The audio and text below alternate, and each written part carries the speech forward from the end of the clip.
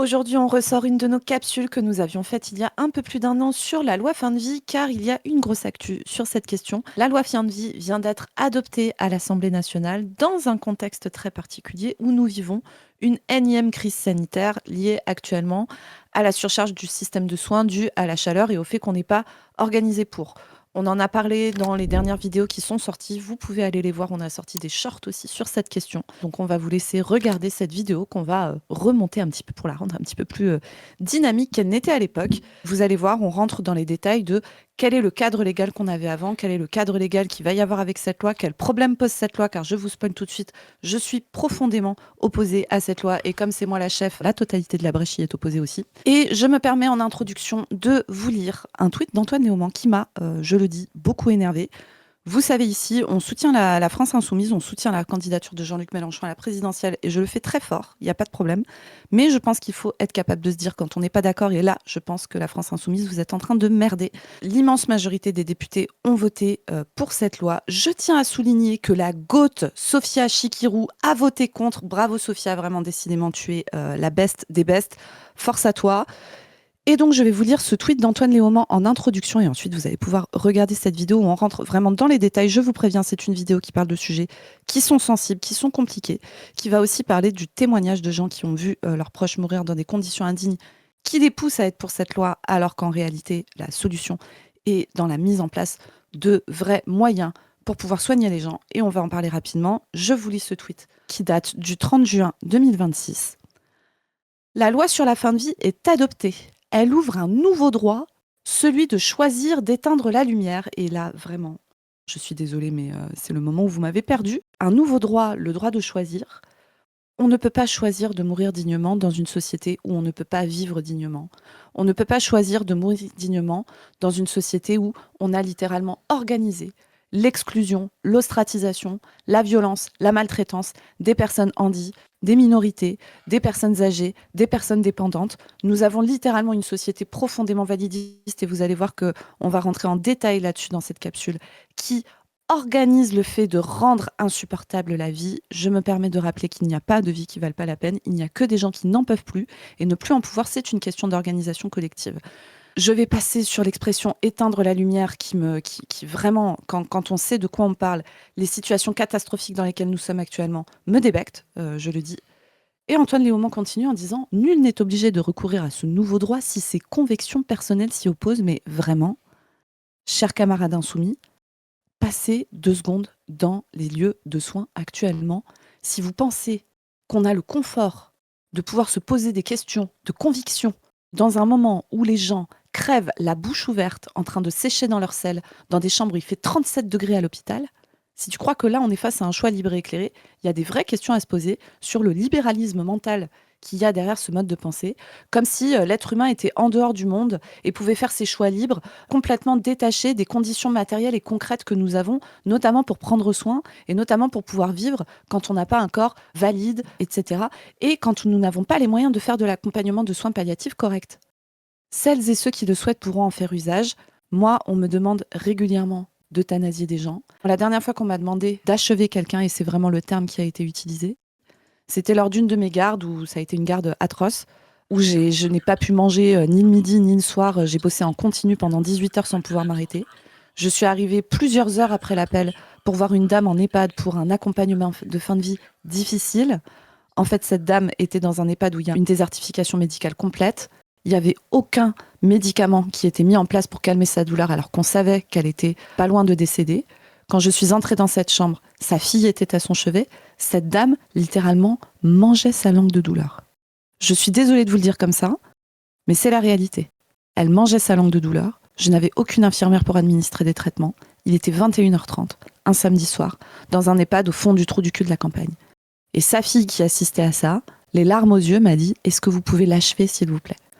Voilà ce dont on parle quand on parle de choix libre et éclairé et de recourir à un nouveau droit si ses convictions personnelles ne s'y opposent pas. Donc voilà, je suis désolée, je suis un peu énervée, mais vraiment, je trouve que écrire ce tweet dans le moment qu'on vit actuellement, c'est soit que vous n'êtes pas conscient de la situation, soit que c'est indécent. Je vous laisse avec la vidéo où on en parle en grande longueur. C'est une capsule longue, c'est une capsule qui rentre dans les détails pour comprendre tous les tenants et les aboutissants. Force à ceux qui continuent à s'opposer à cette loi, force aux militants antivalidistes qui portent cette voix qui n'est pas assez entendue dans les médias. À plus tout le monde, je vous laisse sur la vidéo. La loi sur la fin de vie va être votée normalement la semaine prochaine. Donc on va vous faire une petite capsule avec Dr Zoé pour parler de tout ça, parce qu'il y a des subtilités par rapport à la fin de vie, par rapport au droit ou non, à l'euthanasie par exemple, ou à de petites actions médicales. Et il y a même des différends dans les militants de gauche, avec ce que soutiennent les partis de gauche, ce que soutiennent des associations antivalidistes, et tout un tas de subtilités dont on va parler aujourd'hui. Zoé, est-ce que tu m'entends? Est-ce que tu es là? Comment ça va? Salut Padu, écoute, ça va bien. On va parler du sujet de la loi fin de vie qui est en ce moment discuté à l'Assemblée nationale, comme vous a expliqué Padu.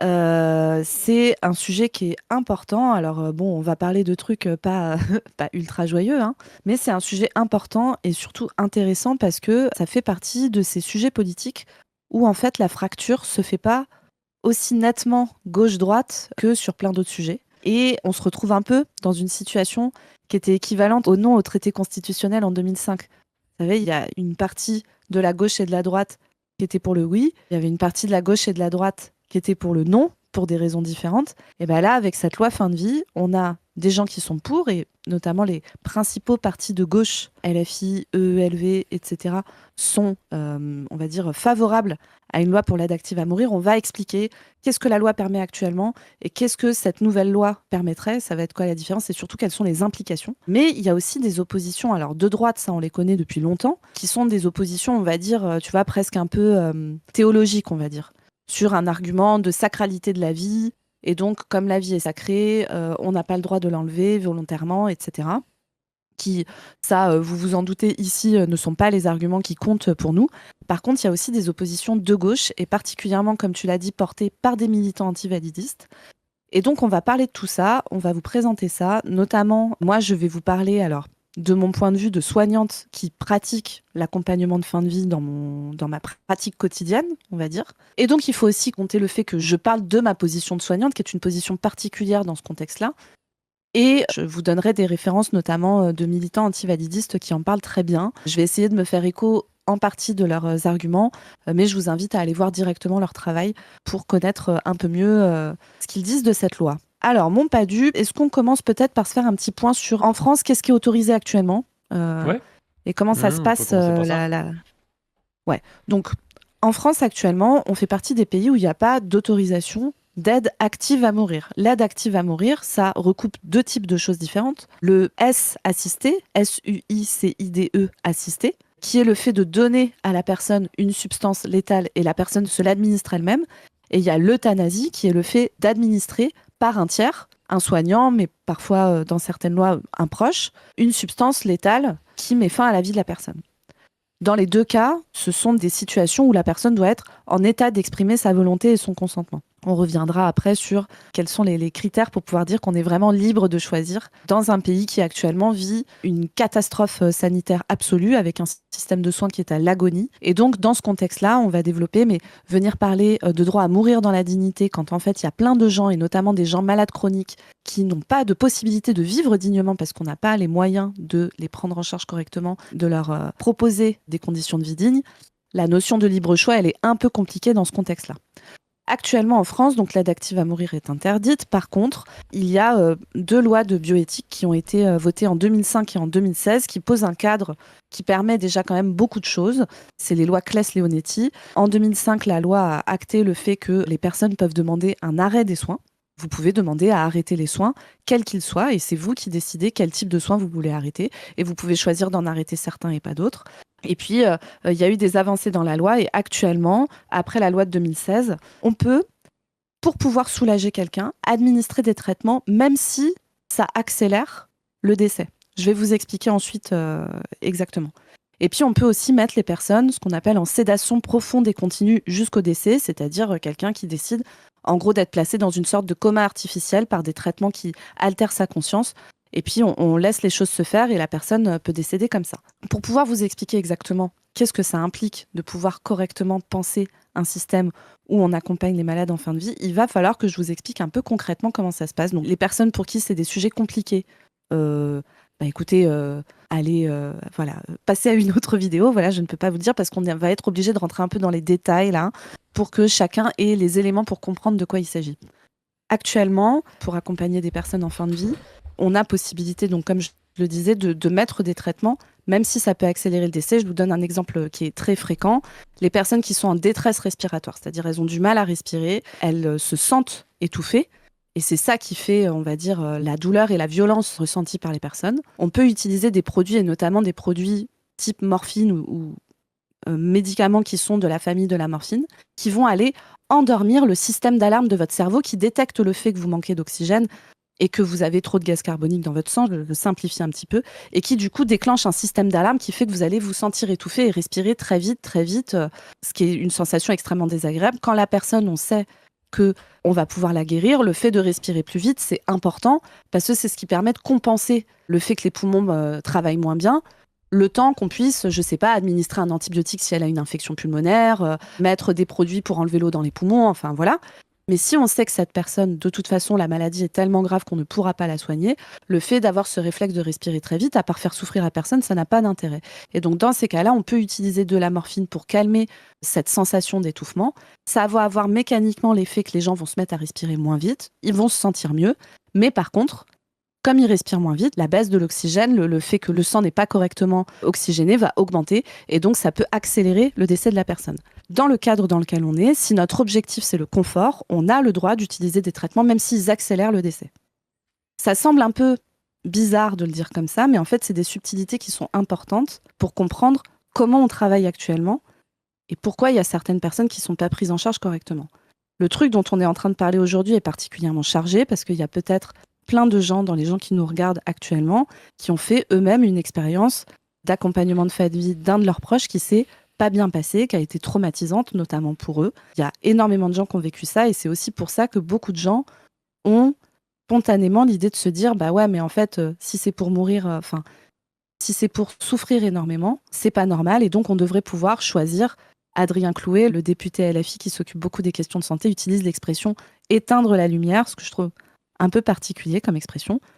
Mais voilà, on parle d'un sujet qui est chargé avec des expériences personnelles de gens qui sont compliquées. Et donc, il va falloir qu'on arrive à en parler bien et expliquer pourquoi cette loi, elle pose beaucoup de questions. Voilà, Padu, est-ce que tu as envie de... Je t'attrape au vol, là, comme ça. Non. Il y a plein de choses qui m'ont intéressé dans ce que tu as dit. Je voulais juste rajouter deux, trois trucs quand tu parlais d'euthanasie, ce que tu décrivais, là, la sédation profonde et continue, l'arrêt des soins et tout ça. Évidemment, c'est dans le cadre de pathologies qui vont être mortelles à moyen, court terme et qui n'ont pas de traitement connu curatif, quoi. Ça paraît évident, mais il faut quand même le dire parce que il s'agit pas... là, on pose pas la question de euthanasie de quelqu'un qui n'aurait pas de pathologie, qui mettrait sa vie en danger à court terme et qui n'aurait pas de solution, quoi. C'est pas exactement la même question. Là, ce dont on parle, c'est dans ce cadre-là. On pourrait très bien imaginer un suicide assisté dans un autre cas avec quelqu'un qui n'a pas de pathologie chronique. Ce serait pas exactement la même question, donc je pense qu'il faut le dire. Et je pense qu'on va en reparler. Le fait qu'il y ait une extrême droite et une gauche radicale qui ait un peu le même avis sur cette loi, de rejet de cette loi, on va dire, qui a le même avis qualitatif, même si évidemment derrière ne mettent pas la même chose. Historiquement, en fait, ça a toujours été plus ou moins le cas. Lucien Sèvres en parle très bien. C'est Lucien Sèvres et c'était quand on a fait le comité national consultatif d'éthique, on a choisi des représentants des grandes religions, donc religion juive, musulmane, chrétienne, et on s'est dit il faut quelqu'un qui représente une spiritualité laïque. Et on a choisi Lucien Sèvres à l'époque. Alors je crois que c'était sous Mitterrand, donc c'était aussi assez logique de choisir quand même quelqu'un de gauche, mais on a choisi un communiste comme Lucien Sèvres, et il le raconte très bien, il dit au final, on était souvent d'accord, notamment par exemple pour être contre la GPA. Alors que les libéraux, tu dirais, la GPA c'est super, on paye quelqu'un et puis il y a une gestation pour autrui. Enfin, c'est pas forcément on paye quelqu'un, mais ça peut être comme ça. Et Lucien Sèvres, il disait, moi derrière tout ça, je voyais la marchandisation du corps des gens et je voyais très bien qu'il pouvait y avoir une dérive. Et de l'autre côté, les musulmans et les juifs pensaient la même chose en fait, que il fallait pas autoriser la GPA. Et donc en fait, cet accord de circonstances est quelque chose qui n'est pas si nouveau que ça en fait, parce qu'il y a une lutte parfois contre pensée individualiste libérale qui peut poser problème tant aux communistes qu'aux religions traditionnelles ou aux cultures traditionnelles, quoi. Oui, carrément. Et du coup, on se retrouve Moi, j'ai donc sur Twitter, je me suis exprimée plusieurs fois sur cette loi fin de vie et je me suis retrouvée à me faire retweeter par des gars genre François-Xavier Bellamy, tu vois, enfin des terribles. J'étais là. Alors mec, mec, en fait, moi, ma take, c'est aussi qu'on travaille dans des conditions tellement dégradées. Les personnes qui sont atteintes de maladies chroniques, de handicap, vivent dans des conditions qui sont tellement dégradées à cause de toi, d'accord? À cause de toi, François-Xavier Bellamy et de tous tes potes de droite, qu'il faut quand même un sacré culot pour aller relayer des soignants de gauche qui expliquent à quel point le soin est indigne actuellement en France et qu'on voit très bien quelles peuvent être les dérives de ces lois et comment ça peut mal se passer vu la situation catastrophique dans laquelle est le soin, en plus du fait qu'on tient tout un discours sur les assistés, les gens qui ne sont rien, etc., etc. Tu sais, cette espèce de manière de considérer ce qui est une bonne et une mauvaise vie, une vie qui vaut la peine d'être vécue, tu sais. Ce qui est quand même Mm. une question éthique hyper compliquée à se poser. L'expression que j'avais, c'était de dire qu'il n'y avait pas de vie qui valent pas la peine. Par contre, il y a des gens qui n'en peuvent plus. Et donc la question, c'est comment ça se fait qu'on a des sociétés où, au niveau de développement industriel, technologique, etc., qu'on a, on ne soit pas capable de proposer des vies agréables, des vies qui n'engendrent pas de souffrance au point où on veuille que ça s'arrête pour tout le monde, quel que soit son état de santé, son origine, ses moyens financiers et tout ça. Mais tu vois, il y avait justement quand je te parlais des histoires avec Lucien Sèvres, ce qui est intéressant, c'est qu'il dit justement qu'il y a une sorte de sacralité de la personne humaine contre laquelle vont les intérêts capitalistes, le libéralisme et tout ça, et que c'est quelque chose qu'il faut quand même respecter. Et chez quelqu'un comme François-Xavier Bellamy, il y a une contradiction interne. C'est-à-dire que c'est à la fois un libéral et à la fois un type qui te dit bah non, la vie humaine est sacrée. Mais en fait, frérot, soit la vie humaine est sacrée, et auquel cas tu fais pas travailler des gens en les faisant revenir sur leur arrêt maladie, en profitant de leur force de travail, en profitant de l'exploitation du tiers-monde et tout ça, tu vois. Soit tu dis que la vie humaine n'est pas sacrée et que le marché est sacré, et auquel cas tu t'en fous de tout ça, tu vois. Mais c'est tout à fait paradoxal, ces gens qui se disent à la fois catho traditionnels et libéraux, tu vois. Ouais, ouais, carrément. Pour vous dire un peu les copains, moi je vais vous parler un peu de mon expérience de terrain pour vous expliquer à quel point actuellement c'est compliqué de pouvoir faire de l'accompagnement de soins palliatifs correct avec les moyens qu'on a. Pour vous dire ça, je vais me permettre de vous expliquer un peu quel a été mon cheminement à moi. Alors pas parce que c'est spécialement intéressant, mais parce que je pense que c'est très caractéristique du cheminement intellectuel de plein de gens, et notamment de plein de gens qui sont soignants. Moi, au début, quand j'ai commencé mes études de médecine, voilà, j'étais une meuf de gauche, etc. Je voyais des tradicatos, tu vois, il y avait les affaires Vincent Humbert, etc., qui s'opposaient à des arrêts de soins pour des personnes qui avaient exprimé, a priori, à une période de leur vie où ils étaient capables de s'exprimer, qu'ils ne souhaitaient pas qu'on prolonge leur vie de manière déraisonnable s'ils étaient gravement malades. Et puis des tradicatos qui s'y opposaient et tout ça. Et moi, en tant que bonne femme de gauche, enfin jeune femme de gauche athée, je me disais, ben voilà, chacun doit avoir le choix, chacun doit avoir le droit de choisir. Et donc j'étais parfaitement pour l'euthanasie. Ok, Ensuite, les j'ai commencé libérales, hein. mes... Ouais, c'est ça. Ben, Moi, en j'ai fait, commencé tu sais, ma vie politique contre oui. l'euthanasie, tu vois. Moi, justement, je venais d'une famille catho, tu vois, j'étais plutôt contre l'euthanasie, tu vois. Je suis devenu dans les études de médecine, et puis tu sais, c'est vraiment la pyramide des QI. Et maintenant, tu vois, je suis plutôt contre cette loi, tu vois. L'euthanasie, pourquoi C'est pas ça. dans une autre société, tu vois, mais genre, dans la loi actuelle est pourrie, tu vois. Mais, Bah, bien sûr. euh, mais c'est marrant, tu vois, parce qu'on part pas du même endroit, tu vois. Ouais. Donc moi, j'ai commencé mes études de médecine. Et là, par contre, là, j'ai commencé à me rendre compte qu'en fait, les patients qui demandaient à mourir, c'était quasiment tout le temps parce que on n'était pas capable de les prendre en charge correctement alors que ça aurait été possible. Des gens qui étaient baladés de service en service, attendaient 4 jours aux urgences avec des douleurs et des vomissements liés à des cancers, alors qu'en fait, on aurait dû avoir suffisamment de place dans l'hôpital pour pas les faire passer par les urgences débordées, mais pour qu'ils puissent rentrer directement dans un service où ils connaissent l'équipe, où ils connaissent le médecin, où ils n'ont pas besoin de réexpliquer la totalité de leur histoire médicale de la dernière année, qui est un péplum avec de multiples rebondissements.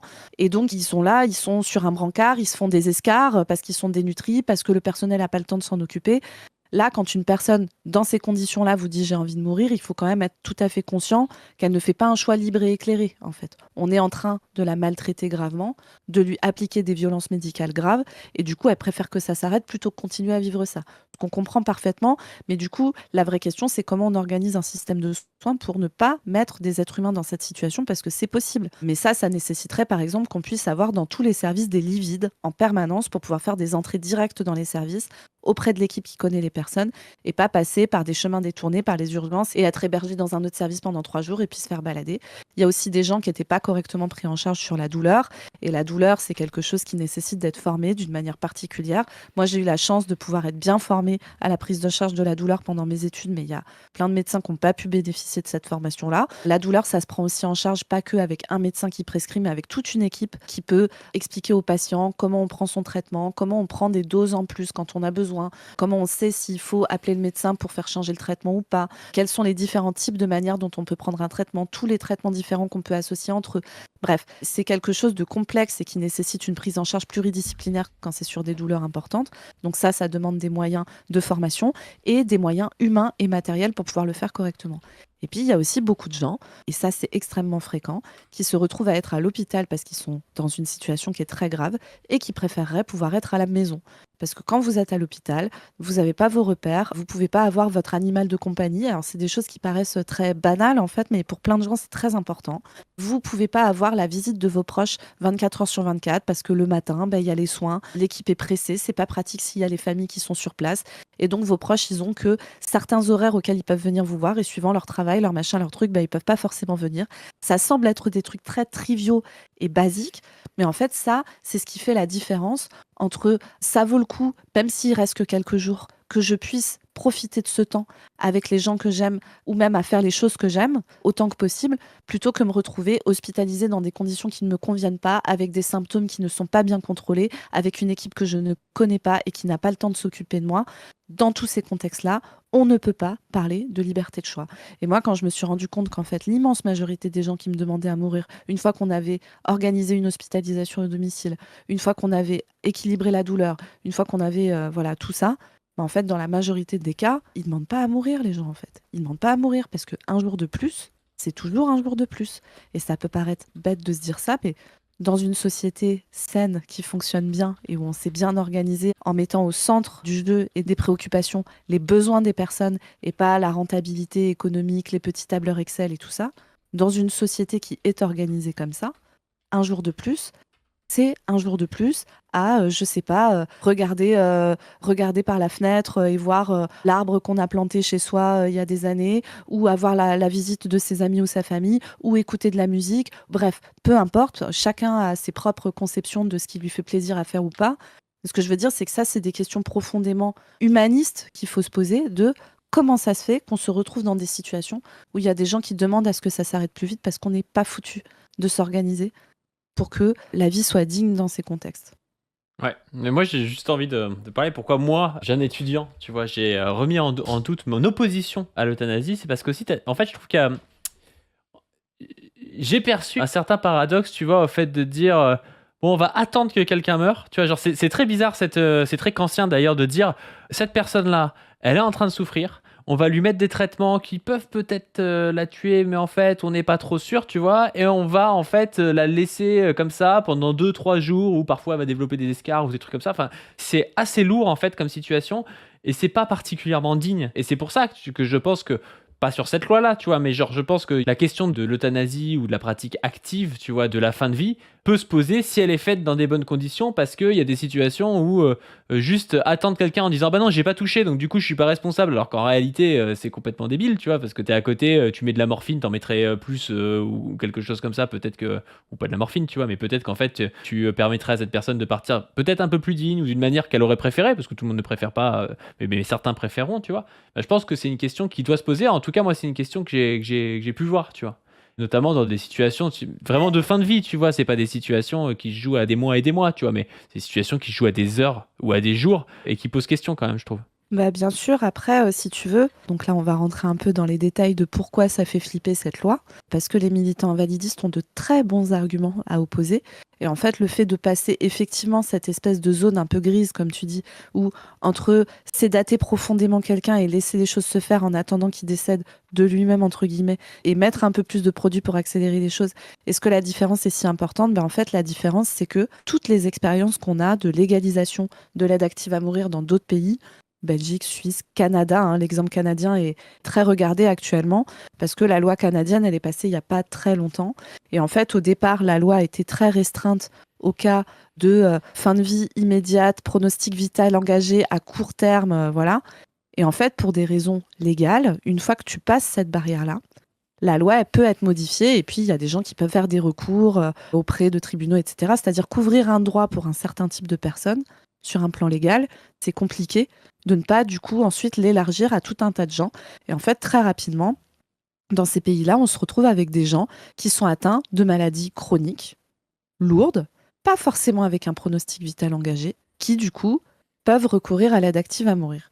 Et dans des sociétés extrêmement validistes comme les nôtres, dans des sociétés où vivre avec un handicap, avec une maladie chronique invalidante, etc., c'est très difficile parce que ça nécessite une société qui pense l'inclusivité, mais la vraie inclusivité, pas un truc où une fois de temps en temps, à la télé, tu sors des personnes handies pour les montrer et faire voilà, on est très très l'inclusivité, on a montré des personnes handies et tout, mais une société où, par exemple, les enfants handicapés ne sont pas sortis du système scolaire quasiment systématiquement pour être mis dans des structures complètement à part très tôt. En France, on a une politique qui est particulièrement ségrégative sur le handicap et on sait, il y a des études internationales qui montrent que c'est défavorable pour les enfants qui ensuite deviennent des adultes et qui sont complètement mis à l'écart de la société très tôt. Ça diminue leur chance de pouvoir vivre de manière autonome, avoir accès à une formation professionnelle et un travail, s'intégrer dans son quartier, dans la vie de son immeuble, faire partie du collectif, quoi. La manière dont on pense le handicap est une manière très ségrégative et qui est délétère pour les personnes handicapées.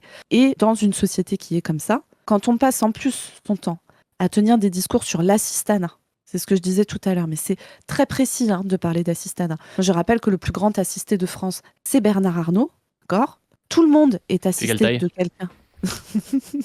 le plus gros assisté de France, je ne sais pas comment on pourrait le dire. Mais en fait, si tu veux, c'est une vue de l'esprit, cette notion d'assistanat, parce que nous sommes des animaux sociaux, d'accord ? Nous sommes tous dépendants les uns des autres. Et c'est bien normal. C'est super intéressant. Il y a Seven Lines qui vient de s'abonner, d'ailleurs, merci, et qui dit séparer mais égaux. Ça me rappelle autre chose. Ça, c'est vrai que ça rappelle un peu les lois de Jim Crow, c'est d'avoir des gens dire bah non, mais nous, on est très pour les personnes avec un handicap, on n'est pas validistes, machin, mais on les met de côté. On va ouvrir des places pour qu'ils soient à côté, qu'ils nous embêtent pas trop, quoi. C'est quand même très parlant, je trouve, cette manière de se dire comment est-ce qu'on peut aider ces gens-là sans leur ouvrant des places pour pas qu'ils vivent avec nous, tu vois. C'est aberrant. Exactement. Et malheureusement, les partis de gauche, y compris la France insoumise, de laquelle je peux être très proche sur plein de points, sur ces sujets-là, ils sont pas à la hauteur, à mes yeux. Je trouve qu'ils se posent pas la question de manière suffisamment politique et ils se posent pas la question comme une lutte. Les luttes antivalidistes, c'est vraiment des luttes qui sont reléguées à gauche, très très loin derrière, ce que je trouve extrêmement dommage parce que ça vient vraiment questionner. C'est une lutte profondément de gauche, profondément anticapitaliste, qui est majeure et puis qui a des conséquences sur la vie de millions de gens. Moi, je vais vous citer notamment Elisa Rojas, en bon français. Alors, elle est d'origine chilienne, donc ça doit se prononcer Rojas, je pense, avec mon merveilleux accent espagnol, je suis désolée. Elisa, Ici, donc on est en Rojas. France, on parle français, comme dirait certains. Voilà, donc on va dire Elisa Rojas, qui est avocate et qui est une militante antivalidiste. Elle est elle-même porteuse de handicap de naissance et elle a fait beaucoup d'interviews. Elle a aussi fait une tribune dont je vais retrouver le lien et qu'on vous mettra en description pour que vous puissiez lire. D'ailleurs, tu verras, mais dans sa tribune, Elisa Rojas, elle vient vraiment interroger cette notion de dignité dans la mort, de pourquoi la mort, ça devrait forcément être quelque chose de lisse, et tu vois, cette vision qu'on a très idéalisée de ce que devrait être une bonne mort avec un corps lisse, non dégradé, etc., qui est en fait peut-être un peu une extension aussi de la vision très validiste qu'on a du bon corps, tu vois. Le bon corps, c'est forcément le corps sain. Et moi, c'est des questions que je me suis beaucoup posées, tu vois, quand je faisais rédiger des directives anticipées à mes patients. Donc, si vous ne le savez pas, vous pouvez rédiger ce qu'on appelle des directives anticipées, c'est-à-dire dire, si je ne suis pas en état de m'exprimer, voilà ce que je souhaite et voilà ce que je ne souhaite pas. Et ça permet de faciliter les choses pour vos proches, notamment qui, si vous arrive un grand malheur, non seulement vont avoir la charge émotionnelle de vous savoir dans un état désespéré, ce qui est déjà terrible, mais en plus, le fait que vous ayez rédigé des directives anticipées, ça peut les soulager d'une forme de poids, parce qu'ils se disent, voilà, on est sûr que il ou elle voulait faire ça. Et ces directives anticipées, vous pouvez les donner quand vous arrivez en hospitalisation, mais vous pouvez aussi les donner à votre médecin traitant. Moi, dans les dossiers de mes patients, c'est des sujets qu'on aborde assez souvent. J'ai plein de directives anticipées de mes patients, et donc les familles savent que s'il y a un accident, ils peuvent se retourner vers moi et je peux transmettre les directives anticipées à l'équipe médicale qui s'occupe de la personne. C'est très intéressant de voir les directives anticipées des gens, parce qu'on voit vraiment comment les gens perçoivent la maladie et le corps malade d'une manière qui est absolument terrible, probablement aussi parce que comme le handicap est en permanence caché, sorti de notre vision, il faut surtout pas le voir, faut pas que ça fasse partie de l'espace public, faut pas qu'on en parle, tu vois. Comme il y a tout ça, et ben du coup, en fait, tout nous semble vite hallucinant. Et donc moi, j'ai des gens qui, dans leur directive anticipée, disent des choses du genre, ouais, si j'ai une poche à caca, je veux pas vivre comme ça. Si je peux plus marcher, je peux pas vivre comme ça. C'est inacceptable pour moi de vivre comme ça, etc. Et à chaque fois, pour moi, suivre des gens qui, je sais pas, ont un accident ou une maladie qui leur donne un handicap qu'ils n'avaient pas avant, en fait, il faut quand même comprendre qu'il y a plein de gens, c'est leur vie de vivre avec ce qu'on appelle une stomie, c'est-à-dire un abouchement du tube digestif au niveau du ventre avec une poche qui récupère les selles. C'est leur vie de pas marcher. Et pour autant, ils inventent, ils ont leur vie, elle vaut le coup d'être vécue. Il y a plein de trucs qu'ils ont envie de faire. Et il y a des manières de vivre et de s'organiser qui font que, malgré tout, c'est leur vie et ils l'aiment, quoi. Et donc, c'est vraiment une vision profondément validiste du corps et de ce que doit être la bonne vie, tu vois. Et c'est vraiment ancré en nous, ancré dans nos schémas mentaux. Et c'est vraiment des paroles de personnes qui sont pas confrontées à la situation. Et c'est dommage. Et moi, j'ai aussi envie, je vois tellement de gens qui vivent des vies avec des handicaps. Et en fait, c'est des vies qui sont super, tu vois. Alors, elles rentrent pas dans les codes classiques et tout ça. Mais en fait, c'est des vies qui sont passionnantes. Ils ont des passions, s'intéressent à des choses. Je veux dire, la vie ne s'arrête pas parce qu'on peut pas marcher. La vie ne s'arrête pas parce qu'on va pas aux toilettes comme tout le monde. La vie ne s'arrête pas à l'incontinence. La vie ne s'arrête pas au handicap mental. Voilà, c'est la vie, elle est bien plus compliquée que ça, quoi. Et bref, voilà, c'est des vraies questions qui se posent quand tu vas chercher sur ces sujets-là. Tu te rends compte d'à quel point on a des visions très étriquées des choses, quoi. Et très Je trouve que quand on limitées. s'intéresse un peu à l'histoire et tout, on se rend compte justement qu'on vit dans une société déjà où il y a peut-être moins de maladies qu'avant, parce qu'on a réussi à gérer certaines maladies, mais où en plus de ça, les personnes avec un handicap sont souvent ségrégées, donc on les voit pas. Je dis à s'intéresser à l'histoire, vous prenez quelqu'un, je sais pas, je pense Antonio Gramsci, vous le verriez aujourd'hui, vous considérez qu'il est handicapé. Il était tout petit, je crois qu'il avait une tuberculose osseuse ou quelque chose comme ça. Il est mort très jeune. Et en fait, il y a plein d'auteurs que vous lisez, de personnages historiques, en fait, qui aujourd'hui vous considériez comme étant handicapés. En fait, c'était pas des gens que ça choquait à l'époque particulièrement. Aujourd'hui, ça vous choquerait peut-être, ce qui dénote en fait le validisme, je pense, ambiant dans la société.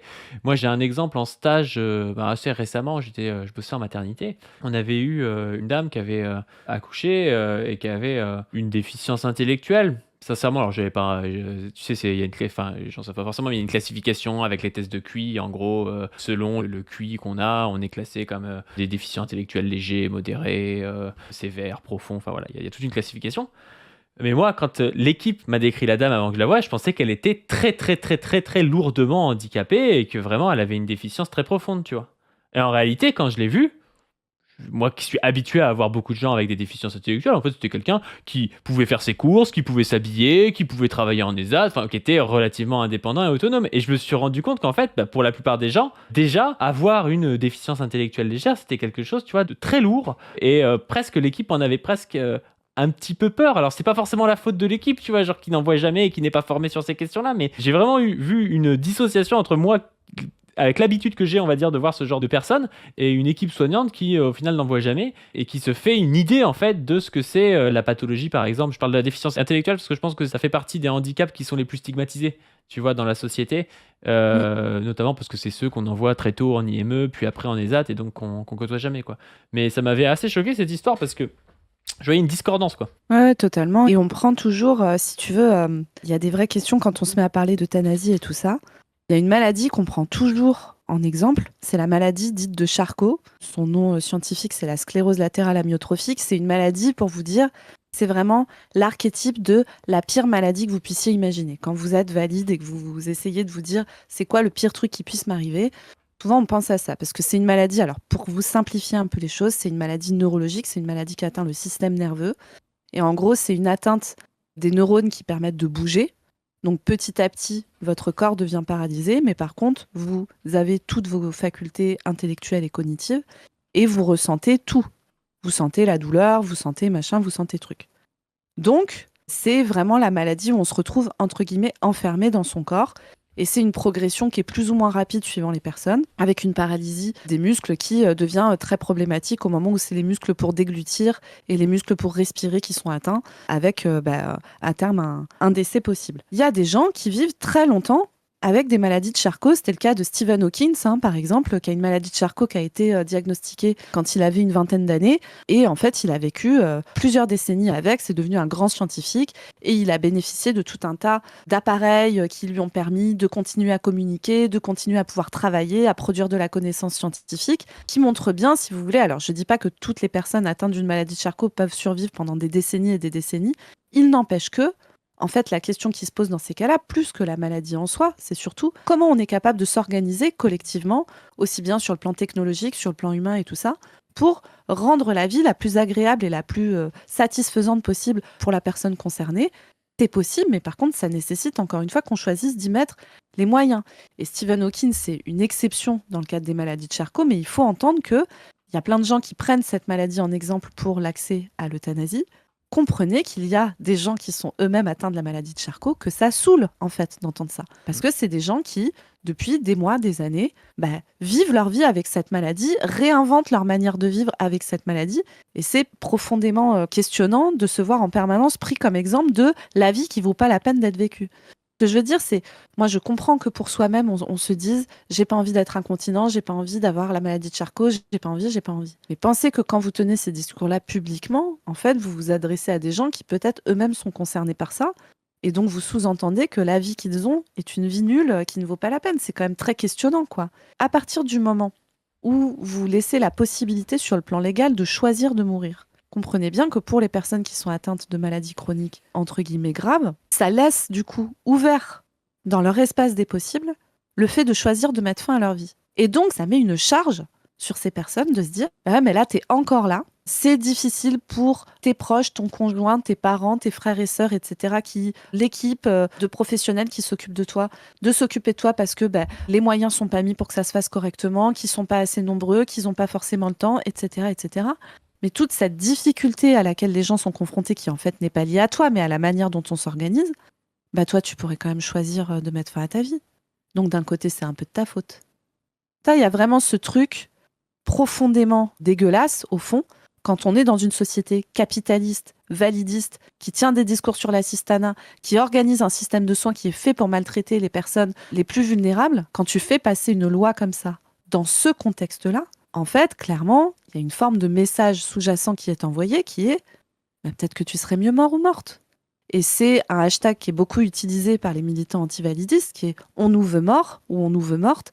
Et il faut entendre la puissance de ce message, de voir tout un tas de gens qui ne s'intéressent jamais à tes luttes, qui ne s'intéressent jamais à tes conditions de vie, à ton accès aux soins, à ton accès au travail, à ton accès au logement, à ton accès à l'espace public, tu vois, à aller faire ses courses, à machin, à truc, quand tu es atteint d'un handicap, quel qu'il soit d'ailleurs. Des gens qui ne s'intéressent jamais à ces questions-là et qui tout d'un coup viennent tenir tout un tas de discours qui disent qu'en gros les vies comme les tiennes, c'est des vies de merde qui valent pas la peine d'être vécues, c'est d'une violence hallucinante.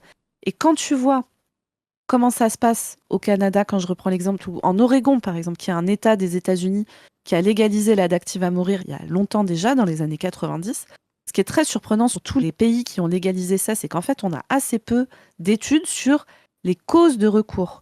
On a des études sur les profils, pas mal, quel type de pathologie, etc. Par exemple, en Belgique, c'est la grande majorité, c'est 60%, je crois, c'est des personnes atteintes de cancer, par exemple. Mais on a assez peu d'études sur la cause de recours.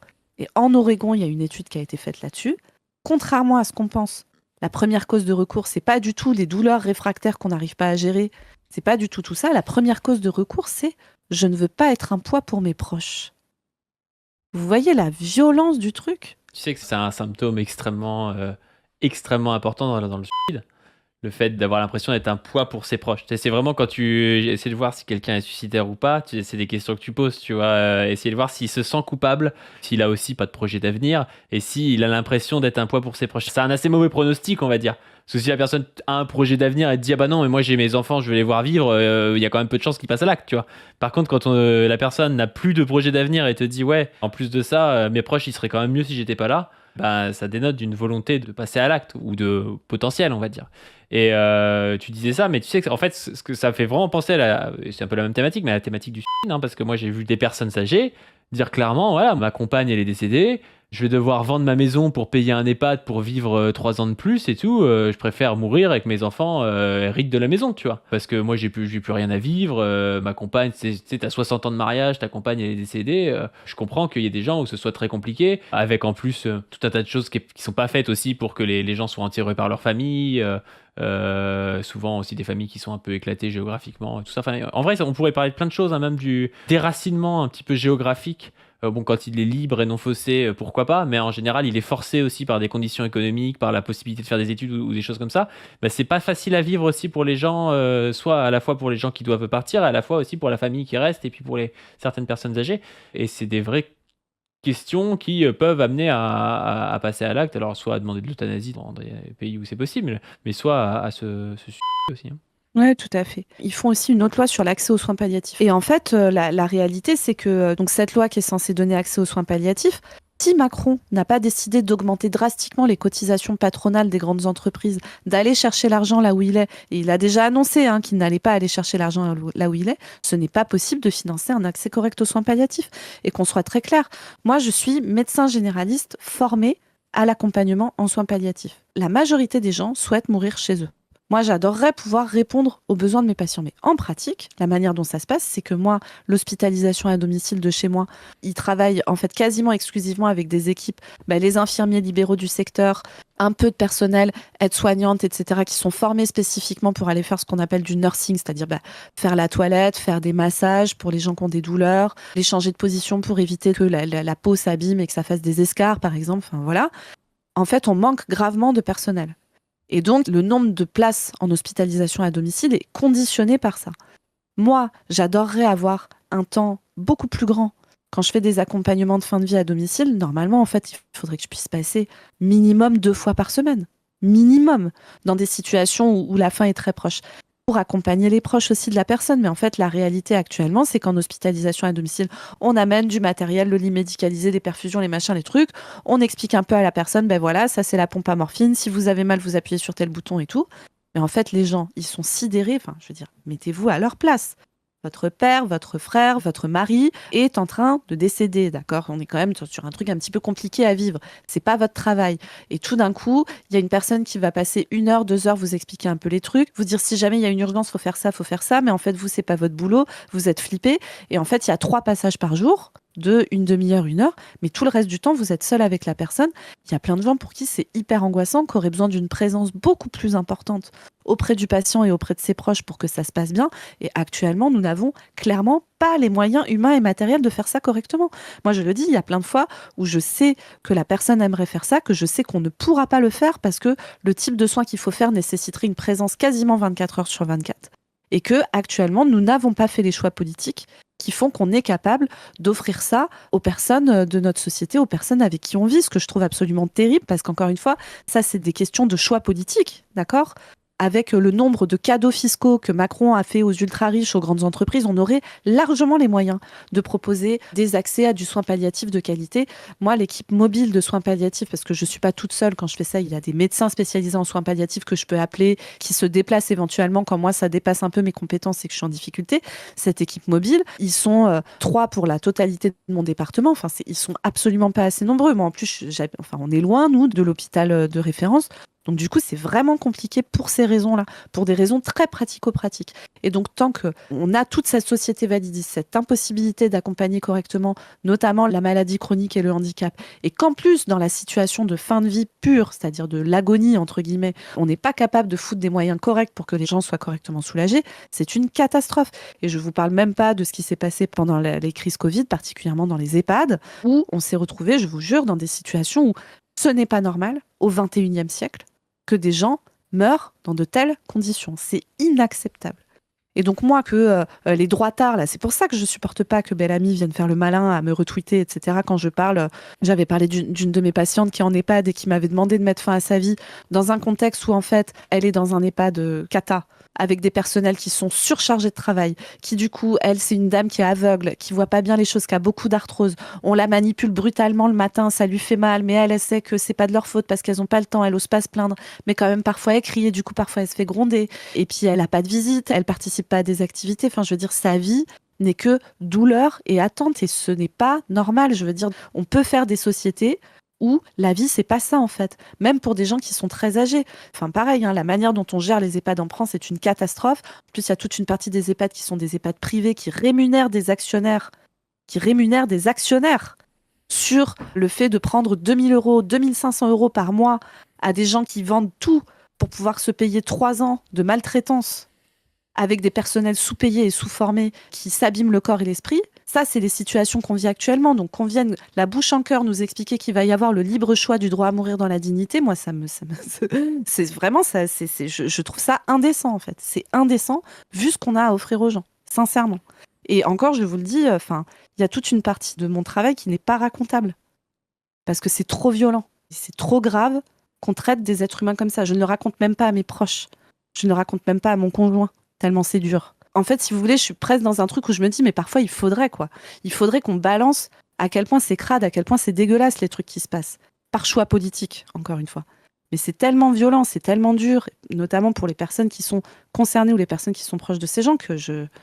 Bref, voilà, donc voilà, je vous le dis comme ça, j'espère que d'un côté, j'espère que vous avez compris la gravité, d'un autre côté, j'espère que vous n'avez jamais été confronté à ça et que du coup, vous n'arrivez pas vraiment à vous le représenter, mais c'est juste terrible, quoi.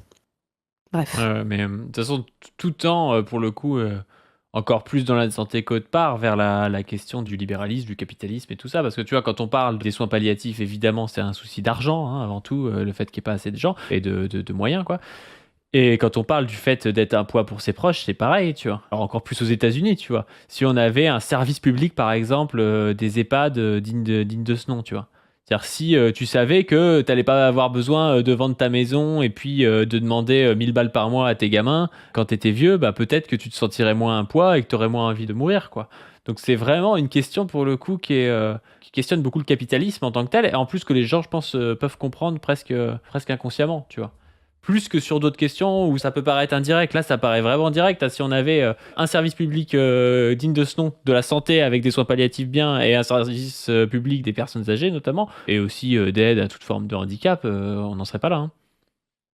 Tout à fait. Il faut vraiment entendre, c'est que toutes les expériences à l'international qu'il y a sur ces lois-là, c'est qu'au départ, même si on restreint beaucoup l'accès, par exemple à des situations de pronostic vital engagé à court terme, etc., en fait, ensuite, quasiment toujours, il y a une ouverture progressive et on se retrouve avec des jeunes femmes de 25 ans qui peuvent demander des euthanasies pour des dépressions sévères, par exemple. Enfin, voilà, des choses qui posent vraiment question en termes d'éthique et de se dire, mais en fait, là, on est vraiment face à l'échec complet de nos capacités de soins. Et la solution qu'on a à donner, c'est du coup, butons les gens sur lesquels on est en échec. Enfin, c'est terrible. Et au Canada, actuellement, c'est un décès sur 30 qui se fait par aide active à mourir. 1 sur 30. Donc là, si vous voulez, on n'est pas dans des situations exceptionnelles, de maladies neurologiques rarissimes, avec des douleurs qui ne sont pas possibles de contrôler, avec des traitements très forts et classiques, etc. On n'est pas là-dedans, hein. 1 sur 30. C'est énorme. Et donc, ça pose vraiment une question éthique fondamentale, d'autant plus quand on sait que potentiellement, si nous n'arrivons pas à prendre le pouvoir à gauche, on va se taper une droite extrêmement dure vers une extrême droite. Je pense que tout le monde ici connaît l'histoire de l'extrême droite avec l'eugénisme, et je prononce le mot d'eugénisme volontairement. Ne croyez-vous pas que donner ce type d'outils dans une période d'entrée en crise du capitalisme, où si on n'arrive pas à vraiment faire pencher la balance politiquement, on va entrer dans une phase de brutalité extrême. Alors moi, je vous le dis, je le vois très très bien comment ça peut mal se passer. Je vois déjà comment se fait le tri à l'hôpital entre qui attend 4 jours aux urgences parce que personne ne veut le prendre dans son service et qui monte, qui transporté en ambulance la nuit ou pas parce qu'on n'a qu'une ambulance pour tout le sud du département, qui. Je vois très très bien comment ces choix se font et je vois très bien quelles sont les dérives qui peuvent avoir lieu avec ce type de loi dans la situation dans laquelle on est maintenant et dans la situation qu'on risque de vivre dans les prochaines années. Vraiment, il ne faut pas être naïf sur ces trucs-là. C'est des sujets qui sont trop graves pour les traiter par-dessus la jambe et ne pas être, je vous le dis comme je le suis moi, terrifié par ce qui peut potentiellement se passer avec ce genre de truc. Bah oui, mais de toute façon, Je pense que tous les libéraux n'auront rien à dire là-dessus et empireront la situation, quand bien même ils soient d'extrême droite et quand bien même ils soient un peu contre. Parce que c'est facile d'être contre la loi pour l'euthanasie, mais de continuer à appauvrir, on va dire, l'hôpital et donc à provoquer des situations où les gens ont envie de mourir, tu vois. Parce que c'est presque plus. C'est presque plus faux cul, tu vois, de dire ah bah non, mais on veut pas donner la mort directement, mais de provoquer les conditions qui font que les gens ont envie de mourir, tu vois, c'est un truc vraiment, vraiment dégueulasse, quoi. C'est Je ça. n'ai aucune confiance en Bruno Retailleau sur la question. Bah, bien sûr que non, mais ni en Jordan Bardella, enfin, moi, j'ai pas, ni en Emmanuel Macron, hein. Je n'ai Et pas Bruno confiance dans Retailleau, le Emmanuel. costume, parce que quand même, notre miniaturisme est souvent des costumes un petit peu d'époque à des gens, et Bruno Retailleau, ça lui va très bien quand même, c'est étonnant. Il porte très bien le Hugo Boss, Bruno Retailleau, effectivement. Il y a aussi le Mais préfet l'allemand qui le portait bien, mais Bruno Retailleau, c'est pas mal. et une fois qu'on a dit tout ça, là, on va vous passer un petit extrait de vidéo que je tenais à vous montrer parce qu'une fois qu'on a dit tout ça, qu'on comprenne bien, moi, à chaque fois que je prends la parole là-dessus, je reçois plein de messages de gens et de gens qui réagissent parce qu'ils ont eux-mêmes vécu, comme je le disais tout à l'heure, une fin de vie atroce de l'un de leurs proches. Et moi, je mesure très bien comment, quand on assiste à ça, ça devient absolument insupportable d'entendre un discours comme le mien qui dit en fait on aurait pu faire autrement, en fait cette solution-là est une fausse solution qui ne va pas permettre de correctement prendre en charge les gens. Et je le comprends tout à fait. Et là, la vidéo qu'on va vous montrer, c'est une Juste vidéo avant qui ça, il m'a y beaucoup... a Batage31 qui dit clairement, je comprends que Zoé ait peur dans un endroit comme la France, à quel point les dérives peuvent être hardcore, mais il faut séparer ce débat de l'euthanasie du débat de l'euthanasie en elle-même. Alors ça, vraiment, faut vraiment faire gaffe. Dès que tu dis, il faut séparer le débat sur truc des conditions concrètes d'une société, là, t'es dans l'idéalisme, mais pur et dur, tu vois. Genre, ça veut rien dire de dire on fait un débat sur l'euthanasie en soi. Bah, l'euthanasie, quand ça, dans quelles conditions, tu vois. Sans parler des conditions de soins et des conditions de vie avec une maladie grave, tu peux pas parler d'euthanasie. Le libre choix n'existe pas. Le choix est toujours contraint par les conditions matérielles dans lesquelles tu vis, etc. Toujours. Toujours. Et donc, parler de liberté de manière abstraite, et encore une fois, je le comprends pourquoi on veut dire ça, mais le but de notre vidéo aussi ce soir, et encore une fois, je vous invite à aller voir même le collectif Handisocial avec Odile Morin qui est la présidente, voilà, des militants antivalidistes en général, qui viennent vraiment apporter ces questions et apporter des arguments extrêmement forts. Ils sont quasiment jamais relayés. Moi, ça me bute, hein. Moi, je me suis fait inviter notamment aux médias pour parler de ça, parce que j'avais pris la parole sur Twitter et que du coup, ils m'avaient proposé de venir en parler. Il y avait une proche qui avait accompagné son père dans une situation de fin de vie terrible. Il y avait 3 soignants, il y avait une juriste, il y avait personne qui représentait les gens qui sont concernés par cette loi, c'est-à-dire les malades chroniques et handicapés. Comprenez bien qu'en fait, on ne fait jamais parler les personnes qui sont concernées directement par cette loi, ce qui est quand même une dinguerie. Et que quand on les écoute en parler, ils apportent des arguments qu'il faut entendre, qu'il faut écouter. Ils ont raison de les apporter comme ça. Et on ne peut pas distinguer les deux débats, ce n'est pas possible. Et donc là, on va entendre parler. Alors, c'est une vidéaste. Je voulais rebondir sur ton histoire de paroles déconcernées, parce que c'est vrai que c'est important. Et notamment, même quand on parle de catégorie, tu as parlé de la maladie de Charcot, mais ça me faisait penser à ça. Je sais pas si je l'avais déjà dit, mais tu sais, les débats, par exemple, sur l'autisme, tu vois. Où, en fait, tu peux dire tout n'importe quoi, c'est hyper large comme catégorie, et je trouve que du coup, en fait, moi, ça me gêne pas que quelqu'un qui a un trouble du spectre autistique commence à parler de lui, comment il le ressent, tu vois, et à la limite, du coup, ça peut gêner d'autres qui vont pas le ressentir pareil, parce que t'en as qui ont aucun handicap, en fait. Alors si, qui vont avoir un handicap parce que la société est pas adaptée à eux, tu vois, mais qui ont juste une particularité du fonctionnement, et puis tu vas avoir des gens qui vont avoir un handicap énorme, qui vont pas avoir accès au langage, ou des choses comme ça, tu vois. Et c'est extrêmement large, en fait, et c'est toujours compliqué quand t'as des gens qui sont en plus de ça députés, qui n'y connaissent rien, qui sont parfois un peu soumis à des lobbies et tout, qui commencent à faire des grandes généralités sur ta vie à toi sans être atteint de troubles ou de particularités que tu pourrais avoir, tu vois. C'était aussi le cas de la Convention citoyenne sur l'aide active à mourir, hein. En fait, il n'y avait pas de personnes qui étaient représentantes des associations antivalidistes. C'est une vraie question d'à quel point non seulement les personnes handi, elles sont exclues de la société, mais elles sont aussi exclues des débats politiques qui les concernent eux en premier lieu. C'est quand même une folie, quoi. Sur un plan démocratique, ça doit vraiment nous interroger, hein. C'est particulièrement quand on est de gauche et qu'on veut parler de politique. Il faut qu'on se questionne sur ces trucs-là. C'est un angle mort hallucinant qu'on a. Hallucinant sur ces questions. Et donc là, on va vous montrer pour terminer une vidéo. Alors on va regarder la première partie de cette courte vidéo. C'est Manon Bril qui parle. C'est une vidéaste que moi j'apprécie beaucoup, qui fait de la vulgarisation d'histoire sur YouTube et qui a pris la parole il y a quelques années suite au décès de sa mère après un cancer, de ce que j'ai compris. Et on va écouter un petit peu ce qu'elle en dit parce que Manon, elle a pris la parole pour l'aide active à mourir, pour l'euthanasie. Et vous allez voir un peu, alors Toute la deuxième partie de la vidéo, elle parle en détail des derniers jours de sa mère. On va pas forcément se mettre ça, mais on va parler de la première partie où elle parle des conditions de soins et de comment elle, en tant que proche, qu'accompagnante, elle s'est sentie et ce qu'elle a vu de la manière dont s'est sentie sa mère. Je vous préviens, c'est pas facile. Moi, ce que je veux dire, encore une fois, c'est que je comprends parfaitement pourquoi, quand quelqu'un comme Manon vit un truc pareil, derrière, ton premier réflexe, c'est de dire, mais en fait, pitié, donnez-nous accès à l'euthanasie, si c'est pour traiter les gens comme ça. Et donc là, on va pouvoir vraiment discuter de, voilà, les politiques néolibérales de ces 40 dernières années, ce que ça fait concrètement dans la vie et dans la chair des gens. Madame la ministre, pour moi, il faut que ça change, il faut qu'au moins le débat soit ouvert. Je suis concernée, vous serez concernés. Je suis Manon Bril, je suis vulgarisatrice sur Internet, j'ai une chaîne YouTube qui parle d'histoire. J'ai perdu ma mère cet été, j'ai fait un thread Twitter pour parler de la toute fin de vie et comment c'était difficile et comment pour moi il y a un... C'était quand? C'était il y a 2019. Ouais, c'est ça, je dirais il y a quelques années, ouais. C'est publié par une association qui s'appelle ADMD France. Oui, qui est le droit à mourir dans la dignité. C'est une association qui milite pour l'aide active à mourir. Gros problème au niveau des hôpitaux qui en ce moment sont en colère et l'expriment. Nous, on a su que ma mère était malade en janvier 2018. C'était vraiment évidemment une bombe atomique dans ma vie. Le manque de moyens qu'il y a pour accompagner les patients comme il faut, on l'a vraiment vécu, je trouve. Il y avait des gens qui ont été extrêmement rassurants, mais il y a eu aussi plein de gens qui étaient, ça se voyait, extrêmement stressés, qui n'avaient pas beaucoup de temps à nous accorder. Et c'est vraiment pas eux que je blâme. Ça, c'est le truc classique. C'est horrible parce que tu sais que les personnes n'y peuvent rien, tu vois. Bah ouais. Et tu sais du coup que t'es en train de taper sur une équipe qui est déjà en stress et qui fait de son mieux, tu vois. Exactement. Et tout le long, Manon, elle le dit. Elle a un discours qui, je trouve, est très, très humaniste en plus, parce qu'elle en veut pas aux gens. Elle comprend que c'est la structure, que c'est l'organisation globale le problème, et pas les gens individuellement qui ont fait de la merde. Du tout, mais le fonctionnement fait que je pense que c'est pas possible pour eux de bien travailler. J'ai aucun doute sur le fait que ça leur fait pas spécialement plaisir que ce soit comme ça. On était très paniqués, on avait des fois des informations contradictoires.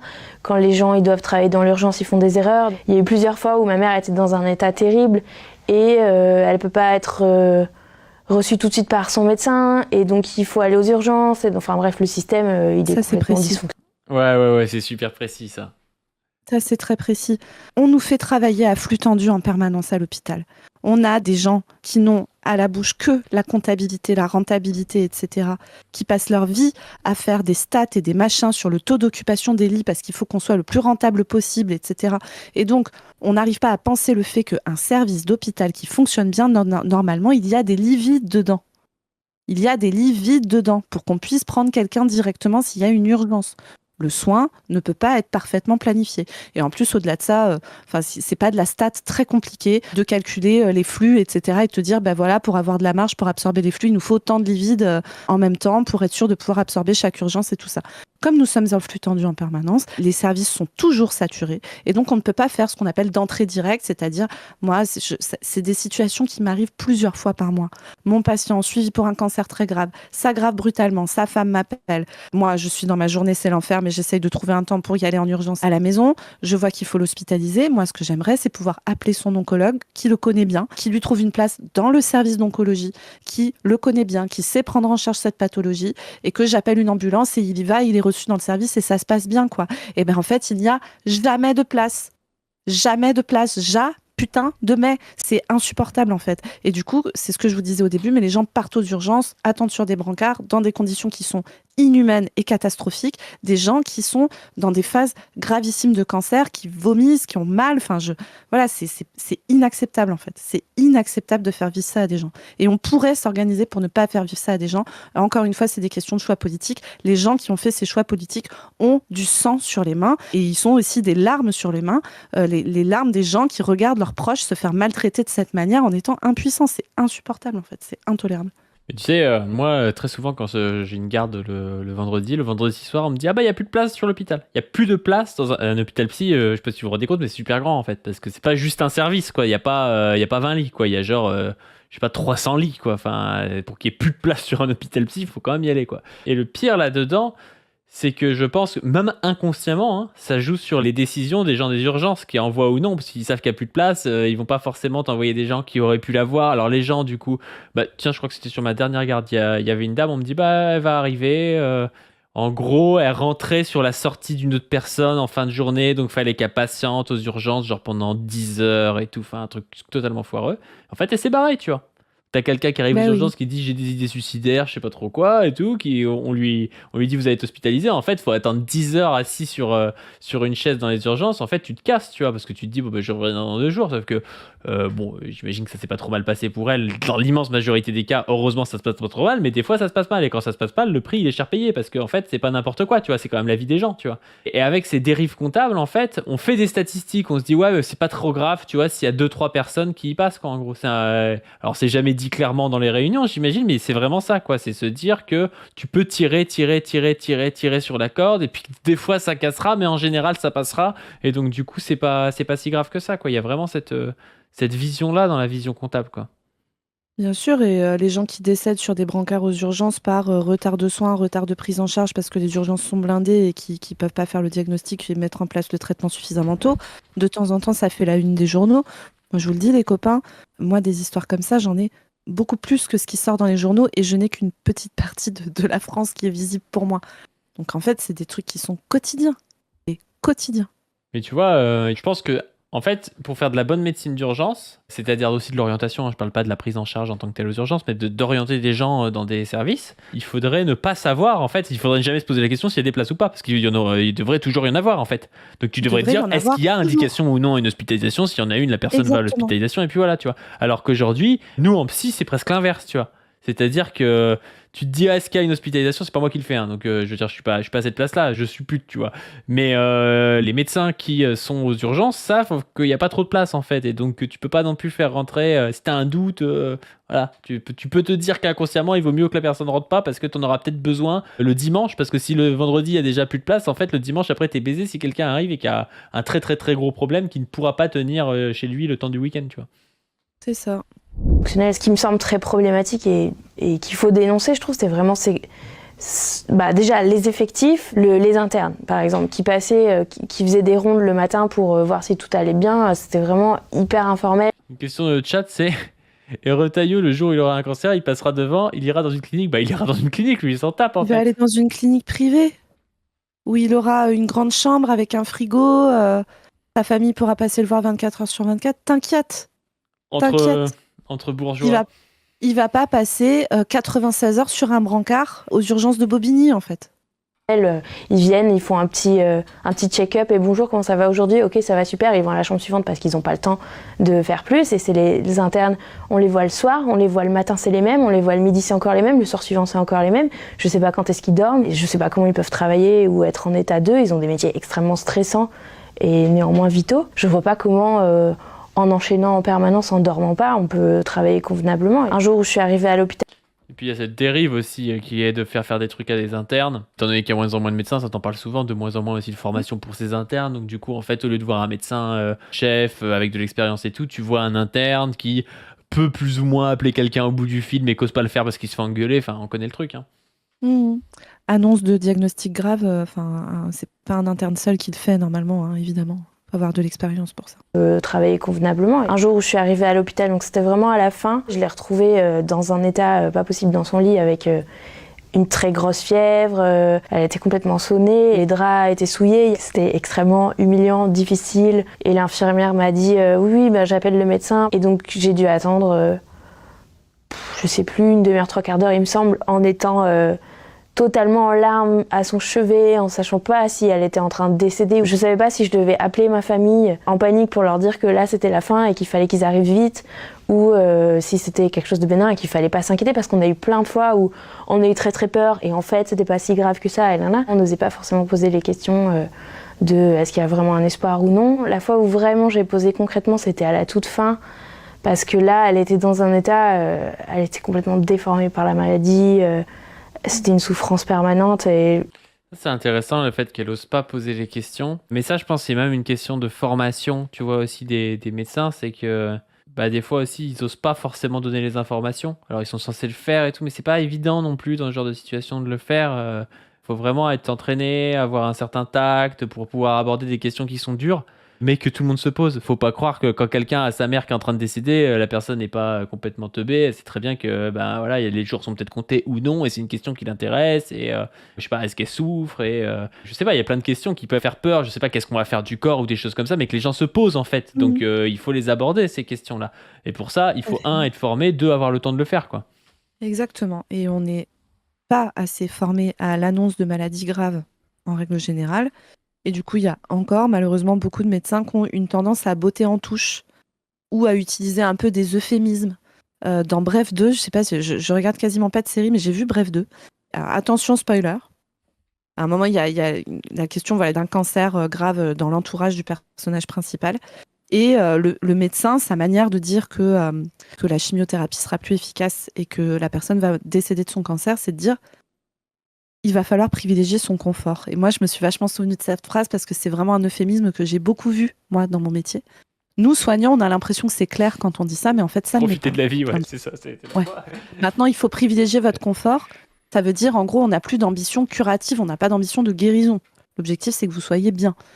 Qui est un objectif parfaitement louable, mais ce n'est pas clair pour les gens. Et il y a plein de fois où on botte un peu en touche, il faut être un peu honnête. Et on botte en touche parfois par manque de formation, mais on botte aussi en touche par manque de temps, parce qu'en fait, prendre le temps avec les personnes, de comprendre ce qu'elles ont compris, de reformuler, de dire ces choses qui sont des choses difficiles à dire, et même pour un professionnel de santé, plein de gens, on se lance en médecine pour soigner des gens. Hein. Et puis après, au fur et à mesure, on se rend compte qu'on n'est pas Dieu, et que si notre objectif, c'est que nos patients ne meurent pas 100% du temps, on va perdre. Donc on revient un peu là-dessus et tout, mais voilà, c'est des choses qui s'apprennent. Et les équipes médicales ne sont pas toujours au taquet pour bien le faire. Et encore une fois, c'est aussi des questions de conditions matérielles dans lesquelles on met ces équipes pour pouvoir le faire. Et bon, on va pas forcément vous mettre la fin de la vidéo de Manon qui ensuite va décrire les tout derniers jours de sa mère et se dire qu'en gros, ces 3 derniers jours-là, pour elle, ils ont servi entre guillemets à rien. Que en fait, à partir du moment où il s'était acté qu'elle allait décéder très vite, pourquoi est-ce qu'elle a eu 3 jours de plus de souffrance, etc. Alors moi, j'ai pas le dossier médical sous les yeux, je me pose plein de questions en termes de prise en charge de la douleur, etc. Elle dit que c'était un service où les équipes étaient très occupées, n'avaient pas beaucoup le temps de rester avec elle. Elle raconte rester seule avec sa mère, souillée pendant extrêmement longtemps. Enfin, je pense que tout le monde se représente de la violence que ça a dû être pour elle et pour sa mère. Et en fait, moi, je le dis, quand j'entends ça, je suis écœurée. En fait, mais pas par Manon qui... En plus, je trouve qu'elle en parle d'une manière, c'est très fort, quoi. Au moment où elle a tourné ça, elle venait de sortir de cette chose-là, et c'est incroyable d'arriver à en parler avec une telle même sollicitude pour les équipes, alors que vraisemblablement, elles ont vécu de la maltraitance médicale, pas par choix, mais de la maltraitance organisationnelle, politique, en fait. Et moi, je suis écœurée de me dire que en 2019, mais en 2025, c'est pareil, hein, on ne soit pas capable d'accompagner correctement des personnes qui ont des maladies graves comme ça et leurs proches. C'est juste une catastrophe. Et encore une fois, je le redis, ce sont des questions de choix politiques. Et si le seul choix politique qu'on a à nous proposer dans ces cadres-là, c'est il faut éteindre la lumière, comme dit Adrien Clouet, en tant que militante de gauche et en tant que soignante, c'est profondément pas satisfaisant, en fait. Éteindre la lumière, moi, c'est vraiment une... il le fait pas exprès, hein, mais c'est une métaphore très fascisante, tu sais. Ah ouais. Genre, Moi c'est vraiment les lumières, c'est vraiment, tu sais, l'archétype du mouvement bourgeois progressiste et tout. Et tu sais, t'avais Pier Paolo Pasolini qui avait écrit sur la mort des lucioles, je crois, ou quelque chose comme ça, en parlant du fascisme, tu vois, genre justement le fait d'éteindre la lumière. Enfin, c'est une métaphore, moi, je trouve que je trouve très très mauvaise pour parler de mais la moi fin aussi, de vie des gens, parce qu'elle est extrêmement triste et elle nous annonce pas des beaux jours devant nous, quoi. Ouais. Bref, voilà. Ouais. C'était la capsule pas joyeuse du jour, mais vraiment, je pense que voilà, on a essayé d'en parler d'une manière un peu concrète. Vraiment, allez voir les militants antivalidistes parler de ça, je le redis. C'est des militants qui sont très basés sur ces questions, qui apportent vraiment des arguments que vous n'aurez pas entendus ailleurs. Ils sont très peu invités dans les médias, à mon grand regret. Et donc, si à notre humble échelle, on peut les relayer un peu, ça sera toujours ça de prix. Ouais. Sur ce, n'hésitez pas, du coup, comme d'habitude, à donner sur le Tipeee, à vous abonner à cette chaîne, à ma chaîne Pas du PADU, la chaîne de Zoé Docteur-Zoé-YT, à aller voir la dernière chronique de l'exploitation sur Position Revue sur le site, Position avec un S Revue, à aller voir nos Twitter, nos Insta, il y a un Insta Position Revue qui est sorti, il y a un TikTok Pas du Team qui est sorti, et sur ce, on vous dit à plus. À plus tout le monde, salut.